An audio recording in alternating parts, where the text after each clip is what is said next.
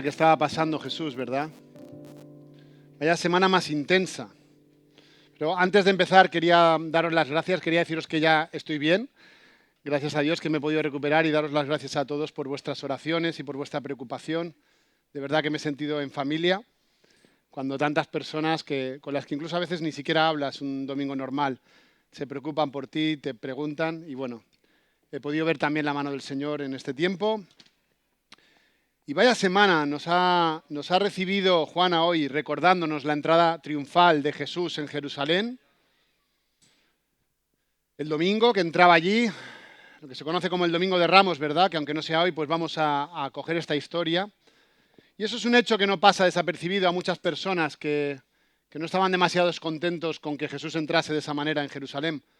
Pero al día siguiente, además, Jesús entra en el templo y se encuentra allí que han organizado un mercado en la casa de Dios y la verdad es que se enfada, se indigna ante esa injusticia, echa a los cambistas y eso parece que es la gota que colma el vaso de muchos que le estaban vigilando para darse cuenta que ahí algo no estaba funcionando como a ellos les gustaría. Y se prepara ya un complot para matarle. Todo pasa en esa semana. Los días siguientes Jesús empieza a enseñar ahí en el templo y yo cuando el otro día lo meditaba, porque a veces leemos los evangelios, pero no meditamos a veces muy bien dónde está la cronología de las cosas, pero hay tantas enseñanzas, si podéis ver, y lo estáis siguiendo en las lecturas semanales, muchos de vosotros, desde ese punto que entra en Jerusalén hasta que empieza el juicio, hay tanto metido, tantas parábolas, tantas enseñanzas de Jesús. Parece que tenía urgencia en decir muchas cosas porque sabía que se acercaba el día. El miércoles Jesús descansa y tenemos ese episodio que nos han recordado también los hermanos de la alabanza, de María derramando ese ungüento tan preciado, ese perfume tan preciado a los pies de Jesús, en señal de perfecta adoración, como hemos podido también hoy recordar aquí. Y el jueves, llegó el jueves y era el día de celebrar la cena de Pascua. Y Jesús da una serie de órdenes, de indicaciones a sus discípulos y se prepara esa cena donde tiene, que acabamos de recordar ahora también, con este acto de la Santa Cena, ¿verdad? Porque no solo la disfrutó con los discípulos y les siguió hablando, sino que también les dijo, haced esto en memoria de mí y obedeciendo ese mandamiento que está escrito ahí, en ese momento concreto de la historia y de esa semana de Jesús, hemos hecho este acto tan precioso. Y acaba la cena, se van al huerto de Getsemaní y se van a orar. Jesús sabe lo que le viene encima. De hecho, aparta a 3 de ellos, van todos, pero aparta a 3 y dice, venid conmigo, necesito que me acompañéis en este momento tan duro. Y ahí vemos a un Jesús roto completamente, pero roto a todos los niveles. El Jesús humano siendo probado, siendo llevado a la angustia, a la opresión, de saber lo que se le echa encima, hasta el punto que ora a su padre y le dice, papá, si puede ser, que no tenga que vivir esto, que pase esto de mí, pero que se haga tu voluntad. Y una turba, a la vez que ellos estaban orando, una serie de hombres alentados por los sacerdotes, por la gente del Sanedrín, por algunos ancianos de Israel, se prepara. Cogen palos, cogen alguna espada quizás que tenían por allí, se preparan y salen a buscar a Jesús. Tenían un infiltrado, porque se habían ocupado de buscar un espía, que les había dicho que Jesús iba a estar allí. Llegan allí, al huerto, y Jesús se entrega pacíficamente. Dice, aquí estoy, este soy yo. Aunque Judas vaya a identificarle delante de tal, Jesús se enfrenta a esa turba y le dice, aquí estoy, cogedme. Y la verdad es que en ese momento, pues hubieran podido matarle allí y ya está. Y pues hubiera sido bastante discreto, era muy de noche y podrían haberle matado. Estaban ahí, no había testigos, eran los que eran. Pero los judíos, los principales judíos no querían simplemente quitar de en medio a Jesús de cualquier manera, porque podría convertirse en un mártir de la causa. Si es que hacía unos días acababa de entrar en Jerusalén triunfante. Si ahora lo quitamos de en medio, nos pueden acusar a nosotros, esto se acabará sabiendo, porque hay un montón de gente aquí, y se nos puede volver encima. No. Ellos querían un malhechor, Querían a alguien que pudieran borrar su memoria de la gente, del mundo. Eso es lo que querían ellos. Así que lo apresan. Y a partir de aquí va a comenzar el episodio que vamos a meditar hoy, el juicio de Jesús.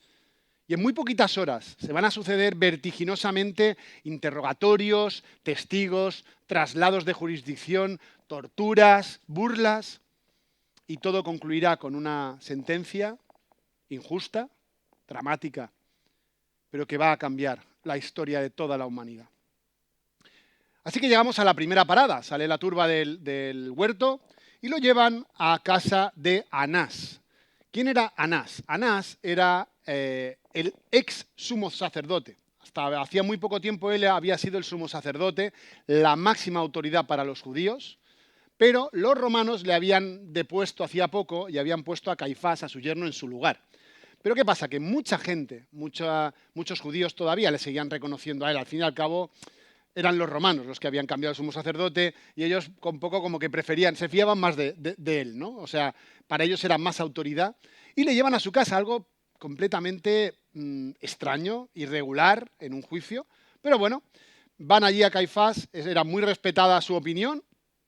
Así que, pese a ser un primer paso irregular que yo no entiendo muy bien, le plantan delante de Caifás y Caifás empieza a interrogarle desde un punto de vista francamente religioso, a ver qué estaba diciendo. Y le pide explicaciones, básicamente, sobre lo que él estaba enseñando. Jesús, ¿qué estás enseñando? Y en Juan 18, de 19 a 20, ante esa petición de explicaciones, Jesús contesta, dice, yo he hablado públicamente al mundo. Enseñaba siempre en las sinagogas y en el templo donde se reúnen todos los judíos. Y nada he hablado en oculto. ¿Por qué me preguntas a mí? Pregunta a los que han oído qué es lo que les hablé. He aquí, ellos saben lo que yo dije. Jesús está contestando con la verdad, de una manera, pero no solo la verdad que había dicho, sino la verdad de sus actos. Dice, que yo no me he escondido nunca. Que todo lo que tenía que decir mi ministerio ha sido público, ha sido notorio. No he intentado engañar a nadie. Vosotros lo veis lo que ha pasado. Hay testigos. Busca los testigos. Y aunque parece que lo hace con sencillez, parece que esa respuesta no gusta mucho, y recibe un gran bofetón en ese momento ya Jesús, de indignación yo creo también, de Anás, de indignación. Tú me estás intentando complicar la vida, plas, y es enviado al Sanedrín. El Sanedrín es donde tendría que haber ido Jesús directamente, de primeras, ¿vale? El Sanedrín era el máximo órgano legislativo y judicial también que tenían los judíos. A pesar de que estaban los romanos allí, no habían disuelto el Sanedrín y permitían que siguiera operando, sobre todo en temas religiosos y tal. Los romanos no querían tampoco que hubiera muchos cambios a la vez, eran muy inteligentes, muy astutos, entonces permitían que estuviera. Estaba formado por 70 hombres sabios que estaban escogidos en la élite. Estudiosos de la ley, ancianos, sacerdotes, y lo presidía el sumo sacerdote, que, como hemos dicho, era pariente de Anás, y se llamaba Caifás. Y en las costumbres judías, esto era muy respetado, este órgano era muy respetado por ellos, era lo más alto, y los juicios también eran muy respetados y eran muy serios. Y no se permitía que hubiera juicios, por ejemplo, de noche, no se permitía, mucho menos en víspera de una fiesta tan importante como la Pascua, eso estaba prohibido por ellos, no estaba bien visto. Y además, si había un juicio, tenía que ser anunciado públicamente para que todo aquel que tuviera interés en seguir ese juicio lo pudiera hacer. Era una manera también de asegurarse que había imparcialidad y que era un juicio justo. Pues bien, todas esas razones, o sea, todas esas normas que tenía el Sanedrín, no se estaban cumpliendo ni una. Se estaba haciendo de noche, a escondidas, sin que fuera notorio. Y ahí empieza el primer juicio de Jesús. En Mateo 26, 59, podemos ver que era un juicio amañado, lo dice la Biblia, dice, y los principales sacerdotes y todo el Sanedrín, todo, buscaban un falso testimonio contra Jesús para que lo mataran. Pero a pesar de haberse presentado muchos testigos falsos, no lo hallaron. Fijaos que queda patente cuál era la intención y cuál era el procedimiento que estaban siguiendo. Estaban haciendo las escondidas, buscando falsos testimonios y el objetivo era que lo mataran. Desde luego, la cosa parece que no acababa de funcionar, pero ellos querían una condena a muerte, así que tenían que esmerarse, pasaba el tiempo, buscaban testigos falsos, parece que aquello no acababa de quedar claro, así que ven que se les va un poquito de las manos. Pero, claro, lo bonito sería saber qué hacía Jesús en ese momento, porque, claro, ante esta injusticia tan evidente, tan burda, ¿qué hacía Jesús? Pues Jesús callaba. Y a mí me impresiona muchísimo ese silencio, hermanos. Porque Jesús no se estaba defendiendo de unas acusaciones tan pobres, tan mal construidas. No pedía ni siquiera un milagro, que hubiera podido pedir un milagro a su padre para que todo aquello acabase. Estaba aceptando en obediencia y en silencio ese tránsito tan doloroso. Yo no sé si hubiera aguantado. ¿Vosotros hubierais aguantado? La indignación, ¿verdad? A algunos nos puede. Y a mí me llega un momento que me domina la indignación. Y hubiera saltado. Y Jesús estaba allí callando. ¡Buah! A mí me desmonta ese silencio. Finalmente le preguntan directamente si es el Hijo de Dios, si es el Dios viviente. Jesús habla con una respuesta que tiene dos partes. En Lucas 22, 67, vemos que dice, si tú eres el Mesías, dínoslo, le dicen ellos. Él les dijo, si os lo dijera, de ningún modo creeríais. Y si os preguntara, de ningún modo responderíais. Una respuesta muy evidente, o nos parece muy evidentes a nosotros. Jesús viene a decirles, oye, si os lo he estado diciendo todo este tiempo, si ya sabéis quién soy, si lo he hecho todo público, ¿qué me estáis preguntando? Sois vosotros los que no queréis creer quién soy. Pero yo ya lo he dicho, no tengo por qué decirlo más. Total, no me vais a creer. ¿Qué falta hace? Pero continúa. Segunda parte de la respuesta en Mateo 26, 64. Al final ya dice, mira, tú lo has dicho. Además os digo, desde ahora veréis al Hijo del Hombre sentado a la diestra del poder y viniendo en las nubes del cielo.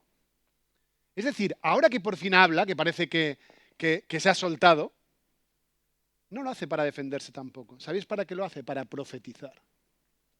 Les está diciendo, el tiempo ha llegado, el Mesías está aquí, todo va a cambiar. Y además vais a verme a mí, al Hijo de Dios, en la gloria de los cielos. Hay solución, ha llegado el tiempo. Eso que estabais esperando, porque sois religiosos y lo sabéis y lo estáis predicando, eso ha llegado. Otra respuesta que a mí me desmonta. Digo, pero Jesús, aprovecha para defenderte. No, no, no. Aprovecha para profetizar. Y ahora sí que, claro, los judíos, los sabios allí, en lugar de decir, oye, pues es verdad, oye, gloria a Dios que el tiempo ha llegado, que era un poco lo que esperábamos todos. ¿Sabéis qué hacen ellos? Dicen, ahora sí te hemos pillado. Ahora sí te hemos pillado porque has dicho que eres el Hijo de Dios. Entonces sí que te podemos acusar de blasfemia, de hacerte como Dios, de tomar el nombre de Dios en vano. Uy, y esa era la acusación más importante que tenían el pueblo judío. Y era una acusación que estaba castigada con la muerte. Pero, con la muerte por lapidación, no por crucifixión. ¿Vale? La muerte por lapidación, o sea, en ese momento el Sanedrín podría haber dicho, ya está, ya te tenemos, condena, aunque estaba mal hacerlo de noche y de cualquier manera, eso no estaba bien, pero lo podrían haber dicho. Podrían haber cogido a Jesús, sacarle fuera de las murallas, no en la víspera de la Pascua, desde luego, porque eso era una cosa muy rara, haberle enterrado un poco, una parte de su cuerpo, como hacían, y entonces toda la gente hubiera cogido piedras y hubieran empezado a tirárselas. Un tipo de muerte donde nunca se sabe nadie quién ha sido el que ha tirado la piedra que ha matado a esa persona. Eso es la muerte por lapidación, así funcionaba. Nadie podía decir, ha tenido una persona que le ha matado. No, no. Todo el mundo había contribuido a esa muerte. Era una manera, como para ellos, más justa de matar, porque nadie tenía que tomar esa responsabilidad. Y lo hubieran podido hacer. Pero ¿sabes qué? No les interesaba.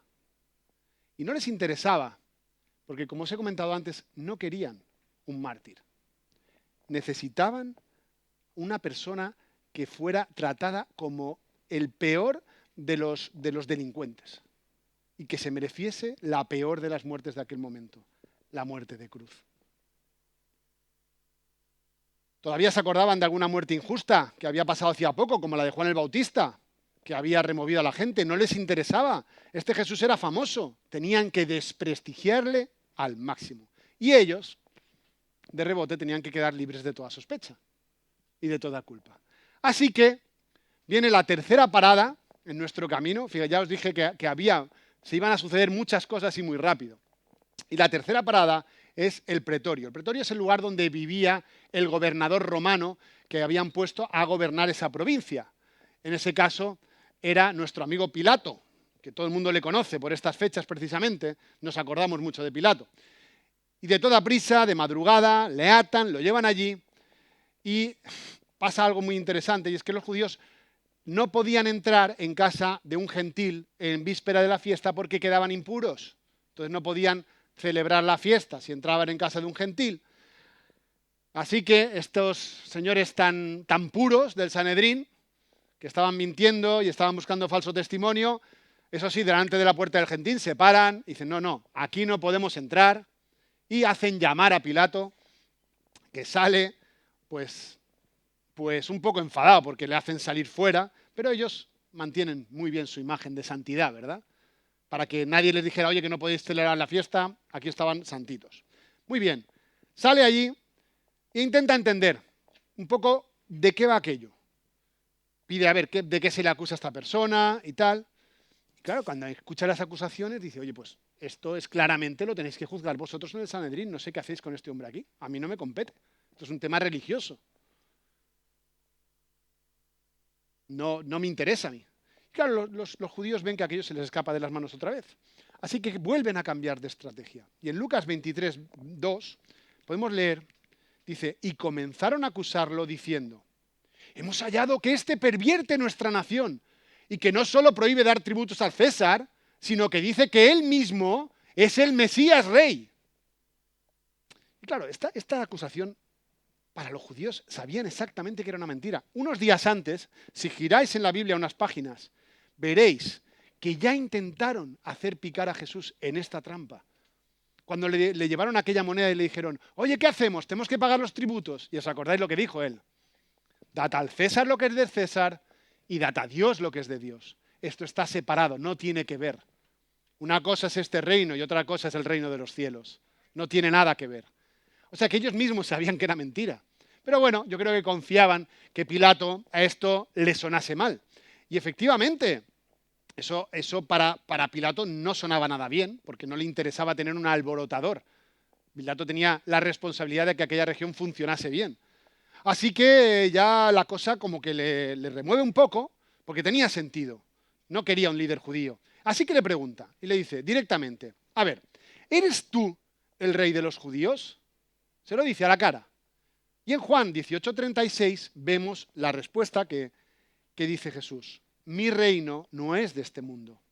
Si mi reino fuera de este mundo, mis servidores pelearían para que yo no fuera entregado a los judíos. Pero mi reino no es de aquí. Le dijo entonces Pilato, luego, ¿eres tu rey? Respondió Jesús, tú dices que yo soy rey. Yo para esto he nacido y para esto he venido al mundo, para dar testimonio a la verdad. Todo aquel que es de la verdad oye mi voz. Y es espectacular esta respuesta. Es una respuesta insólita también, inesperada de alguna manera. Y encierra material suficiente con estos dos versículos para preparar una buena predicación, o dos, o más. Porque hay mucha riqueza ahí. Porque nos habla de un reino que no es de este mundo. Vuelve a recuperar. En ese momento tan difícil, en lugar de defenderse, vuelve a dar testimonio de que hay un reino que no es de este mundo. Y de que hay un rey que tiene un trabajo, dar testimonio de la verdad. Y yo pensaba que con esta respuesta, y lo podemos pensar todos, Jesús no se está ayudando, porque no se defiende, pero sigue dando testimonio de su misión, aún en uno de los peores momentos de su vida. Y ya con esta respuesta Pilato ve muy claro que aquello no va con él. No hay una conjura, esto es un tema religioso, a mí no me interesa, yo me lo quiero quitar de encima. Así que ya está bastante cansado. Imaginaos, se tenía que preparar para la fiesta, tenía que haber dormido bien esa noche, que el día iba a ser largo. Y se agarra a una de las últimas declaraciones que habían hecho de los judíos, que le habían llamado Galileo, o habían dicho que Jesús venía de Galilea, y dice, ¡oh! Esta es la mía. ¡Ay, que eres de Galilea! Pues mira, te voy a explicar, es que no estás en mi jurisdicción. Yo no me ocupo de juzgar a los que vienen de Galilea. Eso le corresponde a otro, así que vete a ver al otro juez, lo cambió de jurisdicción, ¿verdad? Como a veces vemos en las películas, cómo se agarran a esa triquiñuela para cambiar de sitio. Así que va Jesús ya a la que va a ser la cuarta parada en este camino, que es la casa de Herodes Antipas. Era el gobernador de Galilea en aquel momento y justamente estaba en Jerusalén por la fiesta, por la Pascua, para celebrarla. Así que supongo que le llevaron a la casa donde él se alojaba para que se encargase él, ¿no? Un pasapalabra, para ti va. Y Lucas 23:8 nos cuenta que al ver a Jesús, Herodes se alegró grandemente. Fijaos, porque por haber oído acerca de él desde hacía bastante tiempo, deseaba verlo y esperaba ver algún milagro hecho por él. Y es muy interesante esta actitud de Herodes. Y vemos curiosidad, como diversión, expectativa. La verdad es que Herodes debía haber oído hablar de Jesús, a lo mejor por su padre. Este era el hijo del otro Herodes, que se había encargado de matar a los niños que había vivido el nacimiento de Jesús. Supongo que en esa casa debían contarse historias de Jesús y que cuando Jesús empezó su ministerio, probablemente, como también pasó por Galilea, le tuvieron que llegar noticias a Herodes. Y Herodes reconoce que Jesús hace milagros. Es decir, creía que Jesús hacía milagros. Y dice, ¡ay, qué bien! Vamos a ver qué vistoso va a ser esto. Y nos vamos a pasar un buen rato. Esta fiesta está mejorando por momentos. Vamos a ver unos milagros. Pero ¿sabéis lo que hace Jesús? No abre la boca. Otra vez. Una gran ofensa para un gobernante de aquel tiempo, que un acusado no contestase.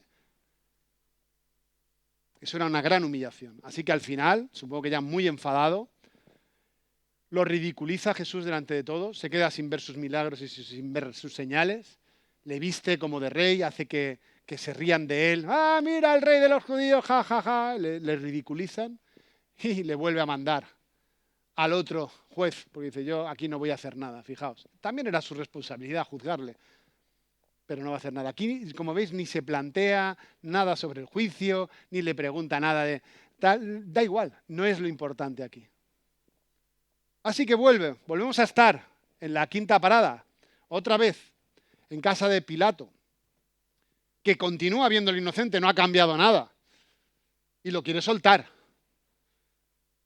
De hecho, dice, bueno, ya como ante la insistencia, dice, bueno, vamos a darle un buen castigo, vamos a darle un buen escarmiento, y le da un castigo que era muy duro, que era el castigo de los latigazos. No era un castigo menor, había gente, hermanos, que moría en ese castigo, moría desangrada. Y ya Pilato dice, bueno, ya ha pagado lo poco que tenía que pagar, porque este hombre no ha hecho nada, así que ya estará todo el mundo satisfecho, habrán visto que he sido un juez justo y que he dado caña y severo, y ya está. Pero los judíos no, los judíos quieren que muera. Incluso se intenta agarrar Pilato a una costumbre judía que era la de la amnistía de un preso por la fiesta de la Pascua.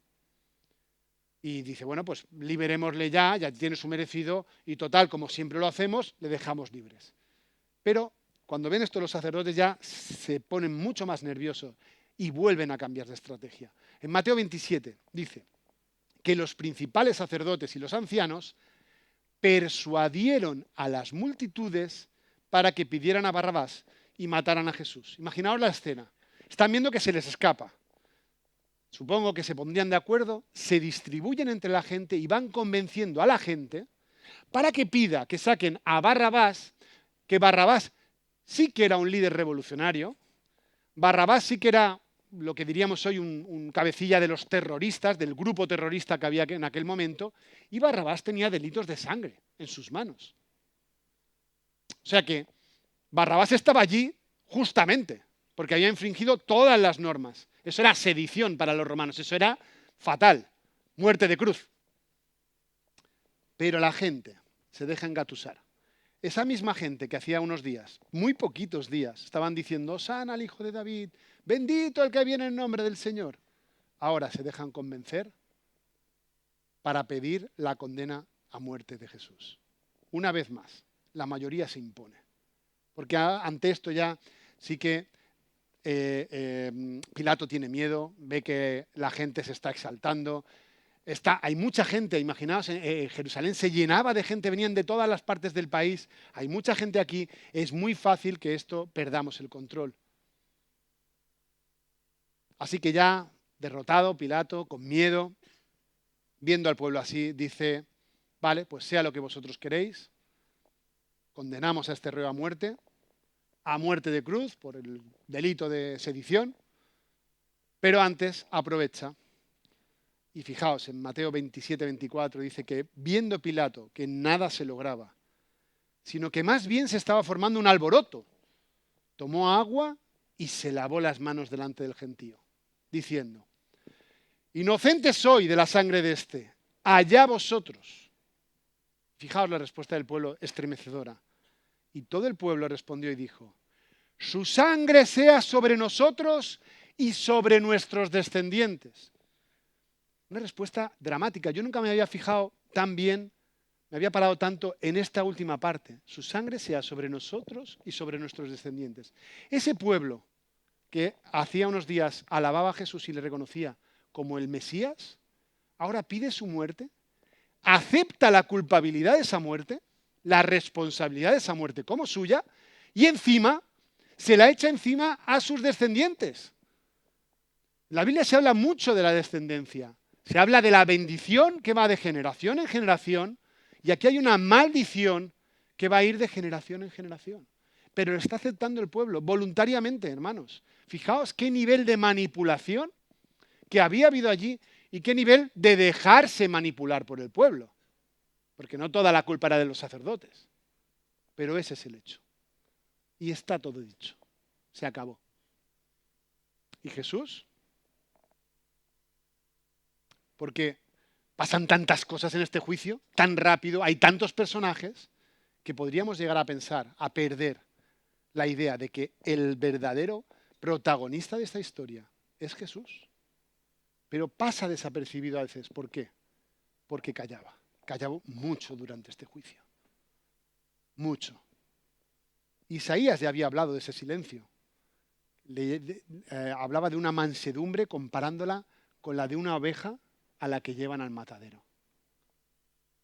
Y es extraño ese silencio, hermanos, porque con lo que Jesús conocía de las leyes judías, se podría haber librado de esa sentencia. Se podría haber exculpado, seguramente. Pero sabía que ninguno de esos siquiera tenía poder para matarle. Lo sabía. Le había dicho en unos versículos anteriores, a Pilato le había dicho, ninguna autoridad tendría sobre mí si no te hubiera sido dado desde arriba. O sea, no te creas que tú tienes poder para esto. Es mi Padre Dios el que te está permitiendo hacer esto. Pero así todo, callaba. Y estoy convencido que ese silencio no era nada fácil. Igual para el Jesús Dios, la parte divina de Dios lo podía llevar, pero la parte humana de Jesús, la parte humana, yo no sé, yo me lo planteo para mí y no debería ser nada fácil. Desde luego, en mi manera de ser, no hubiera tenido esta respuesta. Ahora, Jesús estaba aceptando todo ese proceso. Unas horas antes le había pedido a Dios, a su padre que él, si podía ser, lo quitase, pero ahora lo estaba aceptando en silencio. Fijaos, hacía un poco de tiempo atrás, al principio de su ministerio, había dicho el famoso Sermón del Monte, y me vino a la cabeza, porque fijaos algunas de las cosas que dice en el Sermón del Monte. Bienaventurados cuando os acusen mintiendo. Bienaventurados los mansos. Bienaventurados los que tienen hambre y sed de justicia. Bienaventurados los perseguidos por causa de la justicia. Estas palabras eran de Jesús. Y ahora Jesús estaba viviendo ese mensaje y dando ejemplo de algo que nos comentaba Mariano en su predicación el otro día, de que el mensaje y los hechos de Jesús siempre van de la mano. No hay división. Lo que digo es lo que hago. Qué diferente a veces a nuestra propia realidad, ¿verdad? Qué fácil nos es decir muchas veces, pero qué difícil es hacer. Y Jesús estaba haciendo con dolor, con sufrimiento, con injusticia y aguantando eso. Y la verdad es que yo me preguntaba, y Señor, ¿por qué pasa todo este juicio? ¿Realmente no podría haber habido otro plan igual de bueno para el ser humano, donde se cumpliese tu plan, que no conllevase este dolor y este sufrimiento? Pero mirad, cuando acabé de escribir de hacer todo el estudio, porque hasta que conseguí, esto no lo he hecho para vosotros, esto lo tuve que hacer para mí, para entenderlo yo. Lo que pasa que dije, bueno, seguramente ayudará a que más gente pueda entenderlo, porque pasan tantas cosas que cuando acabé no tenía claro qué podía aprender yo de todo esto. Pero el Señor me habló, estaba paseando y me habló y me mostró de repente que sí había mucho para aprender, que este juicio tenía que pasar y tenía que pasar de esta manera porque había muchas cosas para aprender. Y entre otras muchas que habrá seguramente, yo he querido sacar unas aplicaciones basándome en los colectivos que participaron en este juicio. El primer colectivo, los sacerdotes, que veían peligrar su estatus, estaban muy pendientes de las apariencias y de la santidad, de cumplir la santidad que proponía su religión, pero estaban mintiendo como bellacos para condenar a un inocente. Se quieren quitar de encima a alguien que les molesta, que les confronta con su realidad. Porque Jesús les estaba poniendo un espejo y cuando se miraban a ese espejo, lo que veían no les gustaba. Se lo quieren quitar de en medio. Y al final, en este juicio, quedan como unos hipócritas y como unos mentirosos. Y yo creo que muchas veces nosotros también somos hipócritas, como los sacerdotes. Porque tenemos el sacerdote universal. Jesús murió por nuestros pecados, pero una de las cosas que nos dio fue el Espíritu Santo y nos hizo ¿qué? Reyes y sacerdotes. Y eso implica mucho, hermanos. Eso es una gran responsabilidad, ser sacerdote. No somos ovejitas del rebaño aquí sentados. No, no. Todos somos sacerdotes, como estos sacerdotes. Y tenemos unos grandes beneficios que nos da el Señor, que nos podemos comunicar con Él, que tenemos comunión, pero también tenemos responsabilidades. Y a veces queremos poner nuestra religiosidad por encima del mensaje del Evangelio de Jesús. Y nos buscamos estrategias para que ese mensaje de Jesús no nos derrumbe nuestras santas costumbres y podamos seguir con nuestras santas vidas, con esas vidas, con esa santidad que nos hemos hecho un poquito a la medida, con la que nos sentimos bien, nos sentimos cómodos. Pero no queremos a un Jesús que nos ponga delante un espejo y veamos nuestra realidad. Eso es lo que les pasó a este colectivo. Y yo no quiero acusar a nadie, yo creo que es una realidad que tenemos en nuestra vida y que si no vamos con cuidado es muy fácil caer en esa comodidad. Y había otro colectivo, otro personaje, Herodes. Llevaba toda la vida escuchando historias sobre Jesús. Probablemente seguía su trayectoria desde muy atrás y tiene curiosidad y quiere ver el espectáculo, los milagros. Probablemente porque creía que Jesús podía hacer milagros. Pero sus aspiraciones al final no se cumplen, se siente decepcionado, no se implica, podría haber hecho algo y no lo hace. Yo creo que a veces también podemos ser curiosos como Herodes.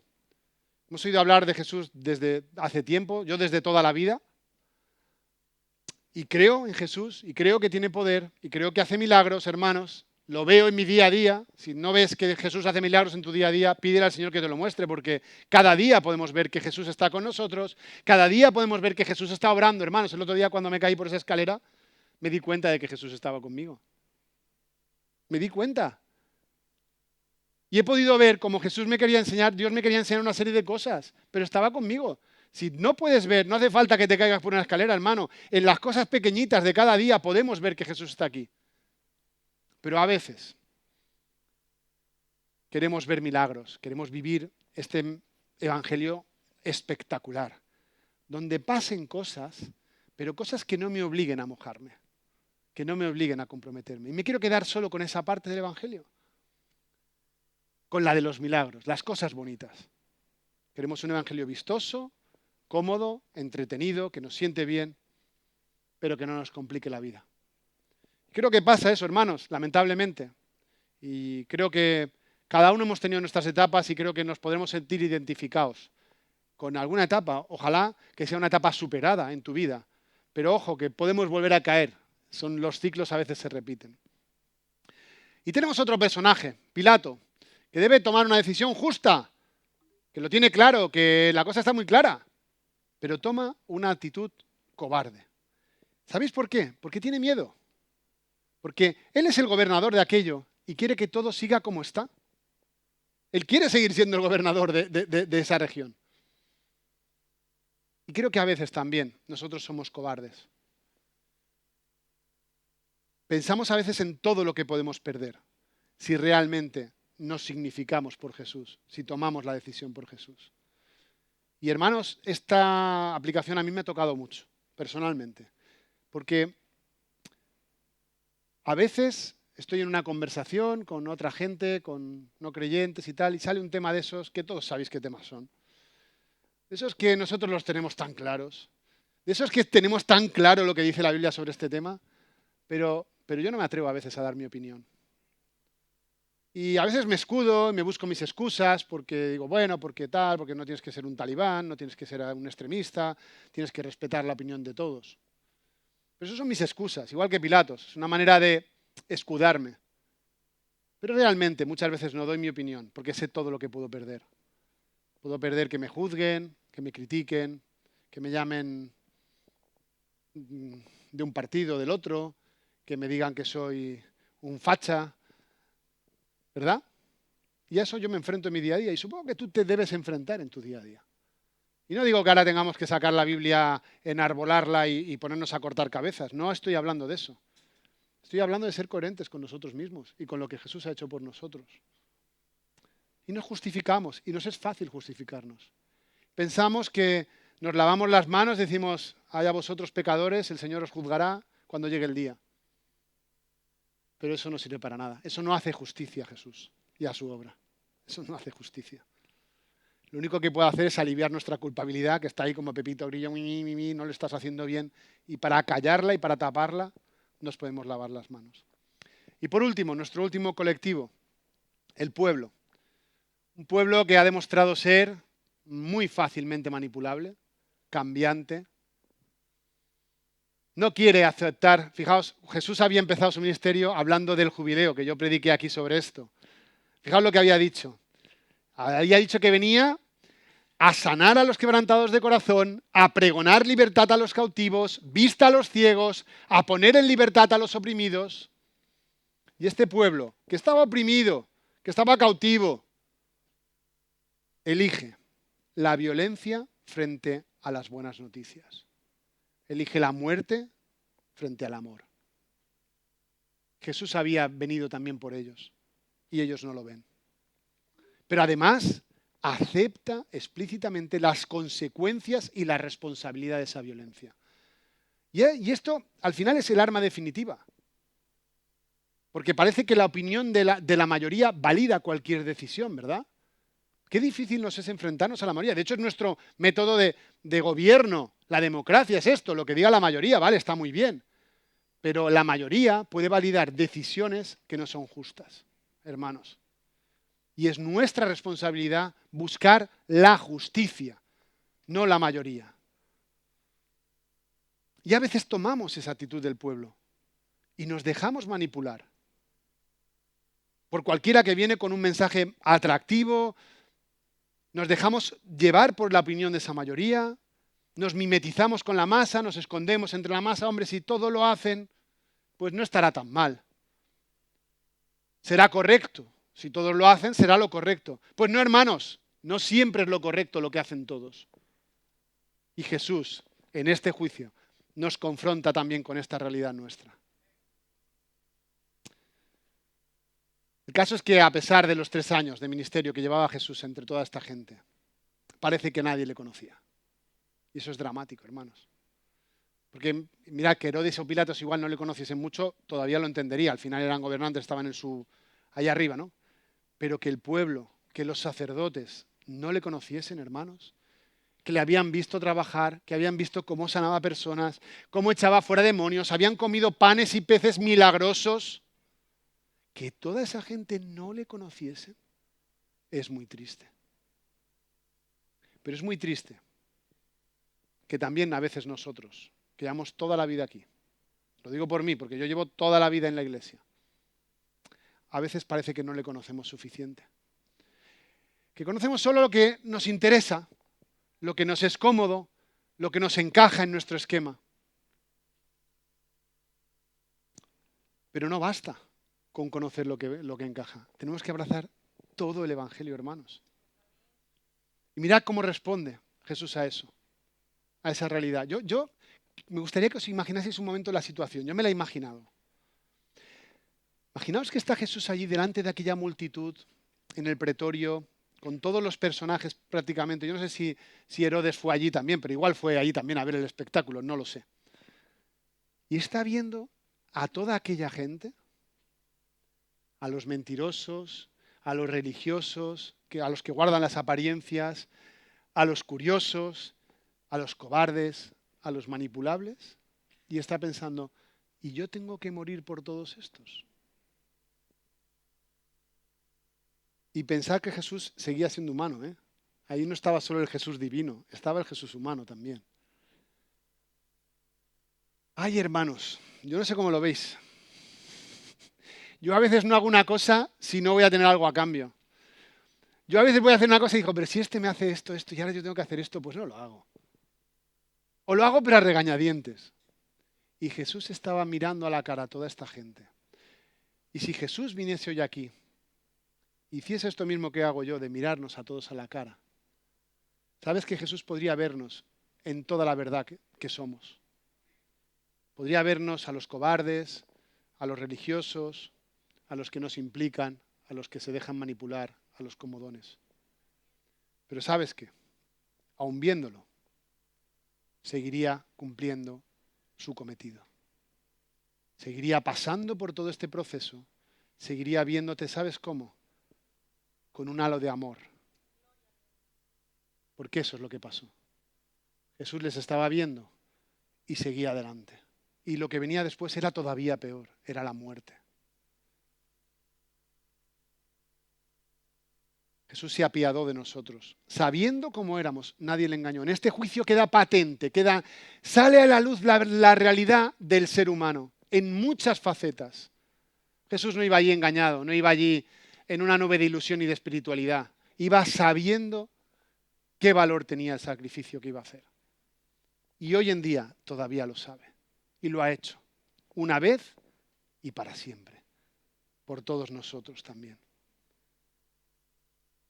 Jesús había predicado principios preciosos del reino de los cielos y ahora tenía que vivirlos. Y eso es lo que nos pide a nosotros, coherencia. Nos pide que abracemos el Evangelio en su totalidad, no el trocito que nos gusta a nosotros y que nos hace sentir cómodos, en su totalidad y seamos coherentes. Pero ¿sabéis por qué? Porque cuando nos mira, Él ya no ve a los cobardes, a los mentirosos, a los manipulables. Él ve el proyecto que Dios en su reino tiene para cada uno de nosotros. Él nos ve con otra mirada con la que ni nosotros mismos nos podemos ver. Y Él no está muriendo solo por el cobarde, está muriendo por la persona que vas a llegar a ser. Por el Hijo de Dios que tú vas a llegar a ser. Por la gloria que vas a ver. Por los milagros que vas a hacer y que vas a ver. Por las almas que vas a ir a pescar. Y eso es lo que ve Jesús. Y hermanos, ante esto, creo que nos cabe una reflexión. Y os voy a pedir que os pongáis en pie y oréis en vuestro corazón. Y demos gracias también al Señor por haber pasado por todo esto. Padre, gracias porque aún Jesús, Dios mío, sabiéndolo todo lo que se te venía encima, tú fuiste allí voluntariamente, obedeciendo el plan que habías trazado con tu Padre en los cielos, Señor. Gracias, Jesús, porque trajiste un concepto nuevo, un reino de esperanza, un reino que no es de este mundo, Señor, porque los reinos de este mundo nos decepcionan, la justicia de este mundo no es justa, Señor. Pero tú viniste a predicarnos de un reino y una justicia que es sobrenatural, Señor. Y gracias porque aunque nos veías allí, a todos los que estabas viendo, pero también a nosotros, en nuestras debilidades, con nuestras inmundicias, Señor, cuando nos miraste, viste el proyecto de lo que podíamos ser si abrazábamos el Evangelio y si nos hacíamos fuerte a la esperanza que tú venías a traer, Padre. Te damos gracias porque transitaste todo este tiempo tan difícil por amor a nosotros, Señor. Y queremos, Padre, que nos ayudes a abrazar la totalidad del Evangelio, Señor. Lo que nos gusta y lo que no nos gusta. Porque queremos llegar a ser ese proyecto que tuviste allí cuando moriste por nosotros. Queremos llegar a alcanzar, Señor. Te pedimos que por tu Espíritu Santo nos acompañes para ir conquistando cada área que nos queda por conquistar, Señor. Acompáñanos y danos tú las fuerzas porque nosotros no podemos, Padre. En el nombre de Jesús te lo pido. Amén. Gracias.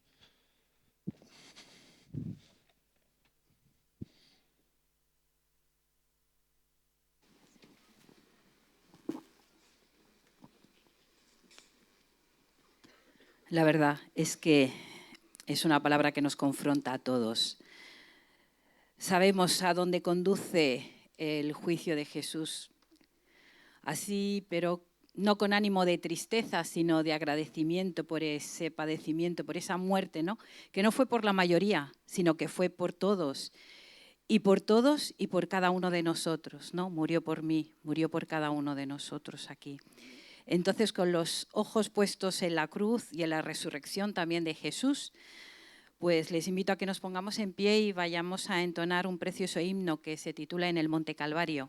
Si no lo conocen, pues simplemente lo pueden leer y recitar también y tomarlo como una oración para cada uno.